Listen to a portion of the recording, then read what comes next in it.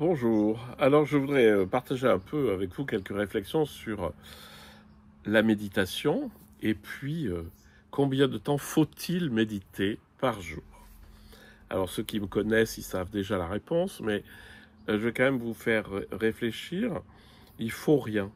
Il faut rien parce que la spiritualité, c'est un lâcher-prise et on peut pratiquer beaucoup de choses. Il y a des tas de très belles choses qui vous font ouvrir, qui vous font progresser spirituellement.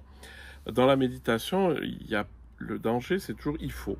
Parce que le il faut, c'est ah ben, je vais m'asseoir 20 minutes, nanana. Et on croit que en forçant un peu comme ça, on va forcer l'esprit à rentrer dans le silence. Alors, je vous avertis tout de suite, ça ne marche pas du tout. Hein. Je vous donne une métaphore qui vaut rien, mais qui peut-être vous éclairera. Euh, je sais pas, vous rentrez dans, euh, dans de l'eau thermale, on va dire, et au début, vous vous détendez, ça vous fait du bien. Puis au bout d'un moment, vous avez chaud. Et en fait, quand vous avez chaud, le mieux c'est quand même de sortir parce que c'était bon. Vous avez fait votre plongée dans la piscine d'eau chaude, ça vous a détendu, ça vous a réchauffé. Puis à un moment donné, vous avez trop chaud, donc il faut faire attention et il faut ressortir. Le parallèle avec la méditation est évident. Donc vous descendez dans votre... Vous commencez, pof, c'est bien, etc. Puis à un moment donné, ça commence à se crisper. Et là, si vous dites, il faut que je tienne, c'est comme si vous restiez dans la piscine d'eau bouillante trop longtemps. C'est-à-dire que, en fait, vous allez vous cramponner pour tenir. Et c'est totalement contre-productif.